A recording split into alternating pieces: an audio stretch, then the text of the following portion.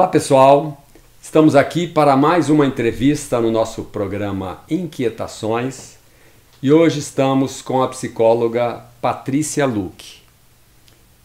Agradeço muito, Patrícia, a sua presença aqui no nosso programa e eu espero que vocês possam aproveitar dessas falas e das ideias da professora Patrícia, que são sempre muito úteis. Então, Patrícia, eu quero começar te perguntando quem é Patrícia Luque. Bom, eu sou psicóloga, entre outras coisas, sou administradora também, mas psicologia é minha paixão, né? Sou mestre em psicologia, sou doutora em psicologia, sou paulista, mas adotei Brasília, né? Brasília me adotou, estou aqui há tantos anos, então sou brasiliense de coração também. E essa sou eu, assim, faço muitas coisas, né? Trabalho com TI, trabalho na clínica, trabalho com pesquisa. Eu acho que eu sou uma pessoa meio multifacetada. Em poucas palavras, essa sou eu. Legal. E dá cursos também, Sim. né? Eu lembro de um curso que você deu lá na Clínica Brasília, que foi a Psicologia em Black Mirror. Ela fez uma análise a respeito daquele seriado, né? E a relação com as tecnologias e com a vida da gente. Muito do que a gente vai falar aqui hoje. Uhum. Então, para começar, eu quero te perguntar, Patrícia, como você vê, a gente está vivendo hoje, 2020, essas alterações nas contingências das pessoas e das nossas vidas relacionadas à pandemia, o isolamento social, o teletrabalho. Como é que você está vendo isso tudo, né? Quais são as consequências? Que análise você faz disso? Uhum. Bom, se a gente falar principalmente da parte do trabalho, né, como a tecnologia mudou muito rápido e como ela nos ajudou a sobreviver nessa situação de pandemia. Que a gente tem ferramentas tecnológicas que permitem que a gente continue trabalhando quase que do mesmo jeito, mas teve também uma mudança social muito relevante. Porque ao mesmo tempo que a gente encontrava as pessoas no trabalho, hoje a gente só encontra por meio do vídeo, o distanciamento ficou físico, né? Manteve-se um contato virtual, mas que é um contato diferente. Então a tecnologia auxiliou muito nessa parte da pandemia, para que as consequências da pandemia fossem um pouco reduzidas, naquilo que fosse possível, né? Eu vejo que as pessoas tiveram que se adaptar muito rapidamente, aquilo que vinha sendo programado. Quem sabe um dia a gente entra no home office, vamos fazer uma vez por semana. De repente teve que ser todo mundo ao mesmo tempo, agora, 1, 2, 3 e já. Então não teve muito período de adaptação. Então as pessoas estão se adaptando agora. A gente tem aí 3 meses quase que de trabalho remoto num aspecto assim, um pouco mais amplo no Brasil, né? Na maioria das capitais. Então as pessoas estão agora se organizando, criando novas rotinas, né? Organizando um pouco qual o ambiente de trabalho, para separar do ambiente da casa. Né? Porque antigamente você ia para o trabalho, saía do trabalho, ia para casa, descansava em casa. Hoje você sai do quarto, vai para o sofá, continua trabalhando, só muda de ambiente num espaço bem mais restrito. Então, toda essa adaptação teve que ser feita e está sendo feita agora. Né? No próprio voo é que as coisas estão se resolvendo. Teve também uma questão importante que é como ficaram as relações familiares, porque antes as mães, os pais iam trabalhar, os filhos ficavam na escola e agora está todo mundo junto. Então você tem crianças interrompendo reuniões, bichinhos de estimação pulando no colo no meio de uma reunião, né, virtual, ter que estabelecer esse horário. Então isso tudo está sendo modificado e aí as pessoas estão se sentindo também muito mais cansadas e estressadas. Né? Tem tido muito mais relato de burnout, de ansiedade, porque é difícil separar isso tudo, né? Entre você trabalhar e você estudar e viver tudo no mesmo ambiente, sem muito espaço para lazer. Não tem mais academia para ir, não tem um lugar... Agora os parques estão abrindo, mas você não tinha muito espaço para cuidar da sua saúde. Então, não tem um espaço para, vamos chamar assim, de descompressão, né? Você vai para o trabalho, você não tem mais o cafezinho, você não tem mais uma conversa com os amigos, aquela conversinha informal ali no café. E então isso acaba gerando, né, muito mais cansaço para as pessoas. Teve impactos no sono, por exemplo, muito relato de pesadelo, muito relato de insônia, sonhos mais vívidos que aconteceram na pandemia. em função também, né, dessa questão do trabalho e de toda a insegurança e de incerteza que vai vir pela frente? Será que vamos ter uma cura? Quando é que isso vai acabar? Será que eu vou conseguir manter meu emprego? Tudo isso acabou gerando também um reflexo no sono das pessoas, né? Então, assim, esse foi um cenário que mudou muito, né, a forma como as pessoas viviam e o que vai acontecer daqui para frente. Com certeza muitas mudanças vão permanecer. Inclusive há pessoas que falam que o home office deve continuar, né? Tem empresas que já decidiram que o home office vai ser permanente, não vai ser mais essa opção, porque se reduz muito o custo fixo.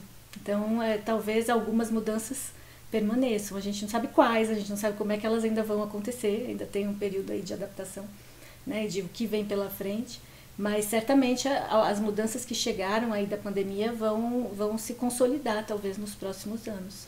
Interessante, como diz o Huxley, né, admirável mundo novo. Acho que a gente está vivendo realmente um novo mundo, o que está sendo chamado aí de um novo normal, né? Como é que você percebe, assim, na sua experiência clínica, que as pessoas estão lidando com essas novas contingências? Assim? Você percebe, por exemplo, que tem tido muita ansiedade, as pessoas estão buscando muito ajuda? Você acha que muita gente vai buscar ajuda profissional agora do psicólogo em função de tudo que está acontecendo? Eu acho que sim, Gilberto. Eu acho que a tendência é aumentar o papel do psicólogo, né? E a procura tem aumentado, assim. Eu vejo pela minha agenda, de outros terapeutas com quem eu converso, tem tido um aumento na procura. Houve uma diminuição logo no começo da pandemia, em razão, inclusive, da incerteza quanto ao emprego, será que a gente precisa guardar dinheiro, né? Depois teve um grande pico de ansiedade. Meu Deus, o que vai ser da nossa vida? Né? Vamos ter sempre que ficar agora em casa, nunca mais vai voltar ao normal. Então teve um pico de ansiedade muito grande. Eu notei logo nas primeiras semanas, né? As pessoas ficaram mais movidas por isso e vendo muitas notícias, né? O papel da mídia, assim, ao repetir muitas vezes a preocupação de todo mundo, o número de mortes, isso gera bastante ansiedade nas pessoas, né? No sentido de ficarem mais preocupadas com o futuro, com um futuro incerto. Então eu vi, assim, um pico de procura na clínica. Depois as coisas estão se estabilizando, então as pessoas estão criando novas rotinas, estão um pouco mais confortáveis agora com essa situação, já vendo aí alguma luz no fim do túnel, né? Mas eu vejo como o trabalho do psicólogo foi muito demandado no começo. Então agora, assim, já tem tido bastante procura de volta para adaptação. E cada cliente traz uma demanda diferente, né? Alguns são pela ansiedade, outros são pela preocupação do futuro. Como é que eu vou sobreviver sem emprego?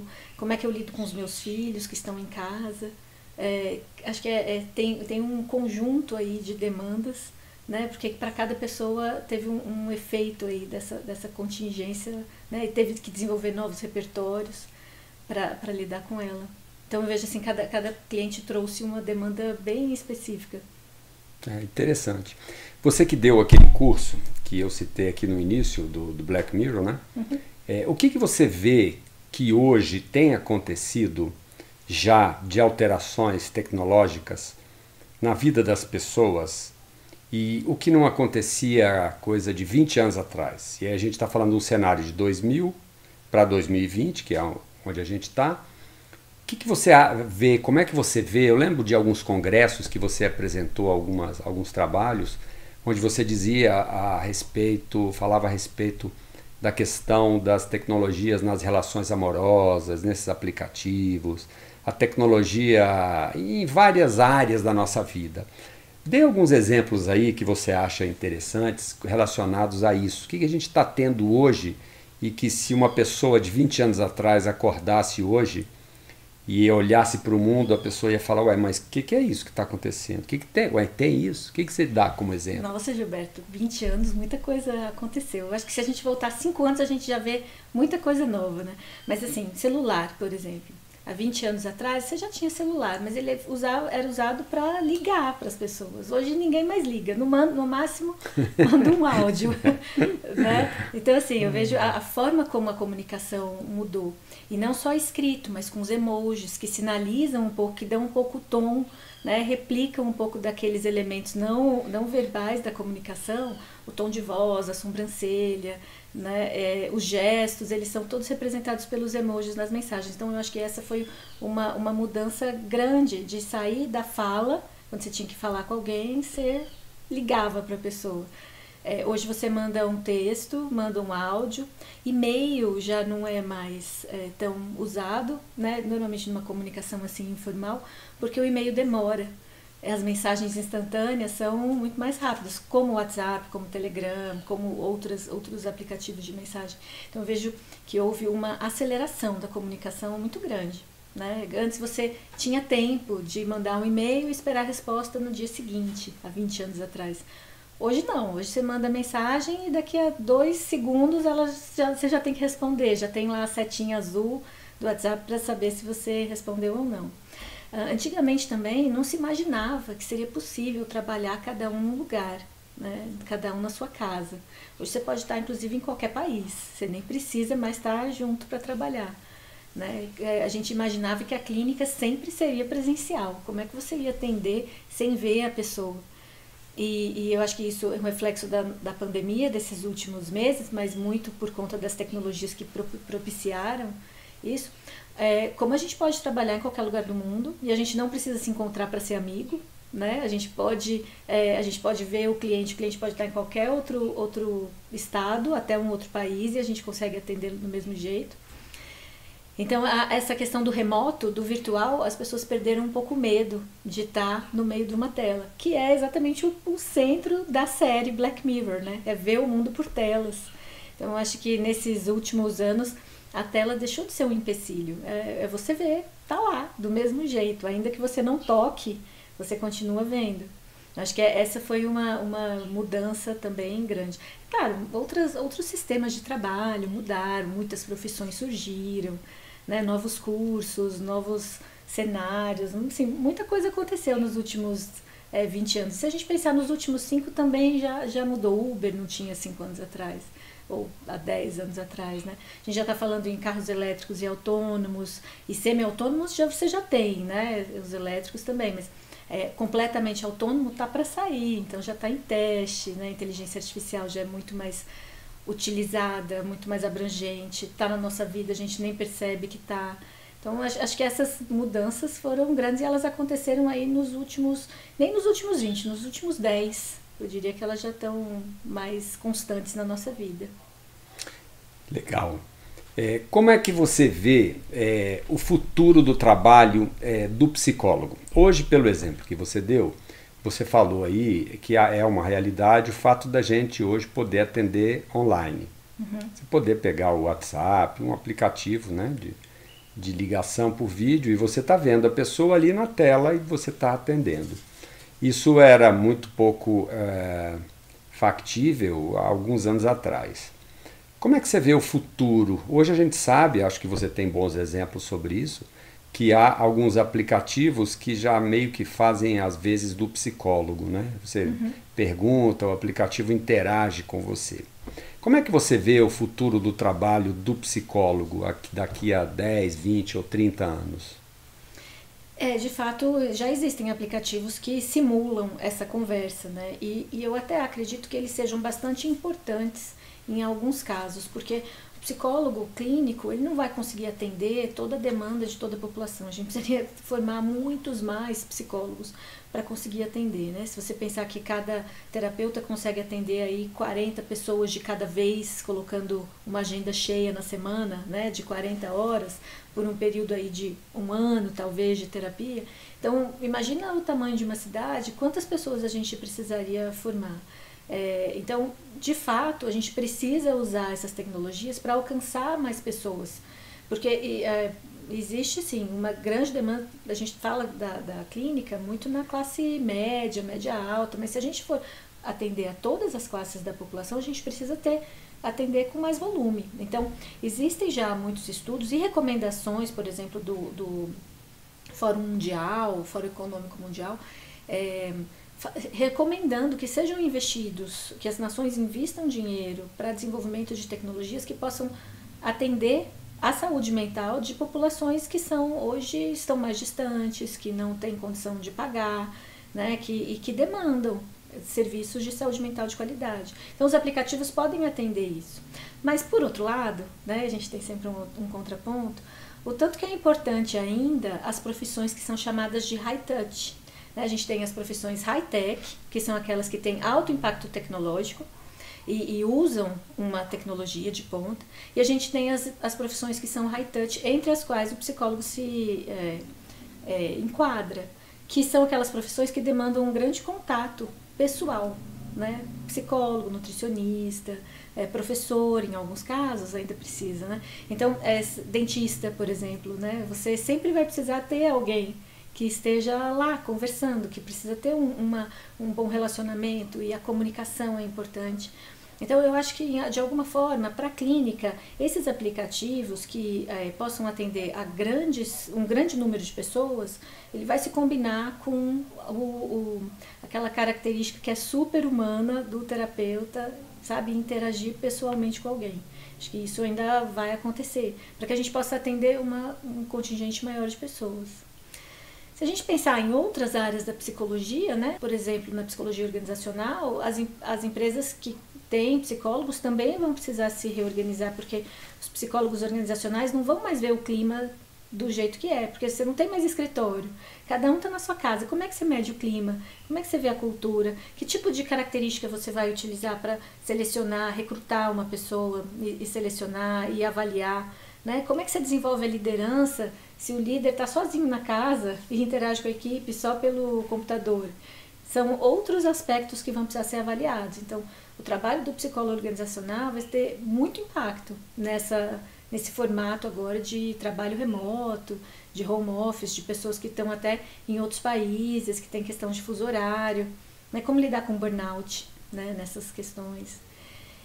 E um outro também que vai sofrer é o psicólogo escolar. Eu acho que vai ter um impacto grande, porque para desenvolver e para orientar quais são as profissões do futuro. Né? São novas profissões que estão surgindo, são outras características. Então, até para orientação vocacional, eu acho que isso deve mudar bastante também. Né? O que vai acontecer depois, sabe? Para selecionar um bom funcionário, você precisa formar um bom aluno. Então, isso vai começar lá na escola, repensando como é que a escola pode funcionar, especialmente agora remotamente. Né? Eu acho que esses três lados do psicólogo, né? Essas três vertentes, vão ser bastante modificadas daqui para frente. Interessante. E a inteligência artificial, ela veio para ajudar? Sim, eu acho que sim. Eu sou bastante otimista. Tem gente que acha que não, né? Que a inteligência artificial vai destruir a humanidade. A gente vê isso muito em filme, e acho que vem um pouco desse... sempre se pensa isso, mas eu acho que... eu vejo com bastante otimismo. Eu acho que a inteligência artificial vai ser como a eletricidade. Ela vai estar tão presente na nossa vida e tão útil e tão natural que a gente não vai nem perceber que está usando. Assim como a eletricidade. A gente só percebe quando acaba a luz, né? Tem um blackout. E a inteligência artificial vai ser útil para nos ajudar naquelas tarefas que são muito básicas, que são muito simples e que a gente não precisa perder tempo fazendo. Né? Vamos focar nossa atenção para aquelas outras atividades que são mais relevantes, que precisam realmente de uma característica humana para lidar com elas, né? Aquilo que só a gente sabe fazer. Agora, aquelas atividades muito repetitivas, né? A inteligência artificial pode resolver facilmente. Ela também pode nos ajudar nessa questão, por exemplo, de escolher filmes. Ela já conhece você, já sabe quais são os filmes que você gosta, então ela pode te sugerir, né, os filmes que são mais, que você provavelmente vai gostar, em vez de ter que escolher entre 30 mil títulos. Eu acho que a inteligência artificial vem para facilitar esse contato. E ela já está muito presente, né? Netflix, Spotify, próprio Uber, tudo isso, o Google, né? Eles vão usando a inteligência artificial sem a gente nem perceber, para filtrar resultados que sejam mais relevantes para aquela pessoa, né, individualmente. Né? Não é para qualquer pessoa, mas considerando que você já assistiu, já escolheu e já gostou, olha isso daqui que você vai gostar mais. Então, ele faz você economizar tempo, na verdade. existe uma crítica, né, uma análise, na verdade, que o Harari faz no livro dele, 21 lições para o século XXI, onde ele, num dos capítulos, ele questiona quem controla os dados. Né? E aí eu quero te perguntar com relação a essas questões relacionadas aos algoritmos. Né? Como é que você vê isso? Assim? Qual é a ameaça disso para a nossa condição humana, né? E até para a condição da economia como um todo? E como é que você vê isso, hein? Então, né, sempre se fala assim, não existe almoço grátis e se você não paga pelo serviço, você é o produto. Né? Muitos dos serviços que a gente usa na internet que são gratuitos, a gente está fornecendo alguma coisa por eles. Né? Facebook, WhatsApp, até essa ferramenta tão potente, tão poderosa como o WhatsApp, que resolve tantos problemas de graça, eles estão aprendendo com os diálogos que a gente mesmo fornece o tempo todo. Sim, é uma troca. Né? Nos Estados Unidos, essa discussão sobre dados já é bem intensa, bem relevante. Em congresso, eu fui num congresso de tecnologia e psicologia lá, e esse foi o tópico principal, de como é que a gente lida com esses dados que a gente fornece de graça e o que eles fazem com isso. Isso tem implicações, por exemplo, para seguro de saúde, porque na medida em que o seguro de saúde, né, o plano de saúde sabe o que você fez, aonde você está, se você está dirigindo, onde você mora, eles podem, né, seu estilo de vida, você está comprando muito chocolate, que implicação isso pode gerar aí na sua saúde, você pode se tornar diabético, combinado aí com alguns outros fatores genéticos e a inteligência artificial que pode fazer essas previsões, eles podem então calcular um preço diferente para o seu plano, né, dizer que vai atender ou não atender. Enfim, tem essas implicações, né, considerando esses dados que a gente fornece. Então, essa é uma discussão, e na verdade é uma discussão meio sem fim, porque ao mesmo tempo que as empresas oferecem produtos que a gente quer usar, tipo Facebook, tipo Instagram, né, isso vai ter um custo, elas não estão fazendo lá de graça, elas têm um gasto imenso para desenvolver e para empregar pessoas que desenvolvam esses serviços. Elas vão precisar, né, pagar isso de alguma forma, provavelmente com os nossos dados. Teve uma grande discussão na época da eleição americana do Trump, em 2016. Teve um filme bem interessante na Netflix, chamado Privacidade Hackeada, que fala muito sobre essa questão dos dados. Né? Como as pessoas preenchem lá os seus testes, ingenuamente, né, sem muito compromisso no Facebook, como é que isso é usado para filtrar perfis e fazer propagandas direcionadas para aquele perfil de pessoas, e aí você consegue oferecer uma propaganda bem certinha e bem no alvo para convencer aquele leitor. Então isso é um problema relevantíssimo e ainda vai demandar muito estudo e muita polêmica. Eu acho que a gente ainda não tem resposta. Se a gente tiver que ouvir esse programa daqui a 10 anos, a gente está em 2020, imaginar que a gente vai estar ouvindo isso aqui em 2030, o que você acha que vai ter surgido lá, até lá, e que vai ter revolucionado, mudado muito a nossa relação com o mundo, e usando como parâmetro hoje o exemplo que você deu, que é do WhatsApp, que é de 2009, né? O WhatsApp, ele começou a ser efetivado de uma forma, usado de uma forma mais frequente em 2014. Sim. Mas em 2009, 2010, tem uns 10 anos que existe aí o WhatsApp. E acho que ele revolucionou, ele mudou muito a forma como a gente interage com as outras pessoas. Então a gente, né, liga, fala, manda mensagem, áudio, fotografia, filmes. O que você acha que pode surgir, hein? Faça uma previsão aí para daqui a 10 anos. O que você imagina assim que pode surgir e que vai estar presente nas nossas vidas, esperamos estar lá para conferir, que vai estar lá e que a gente vai estar falando assim, olha, em 2020 isso não havia, mas a gente imaginava que isso podia acontecer. O que você imagina assim?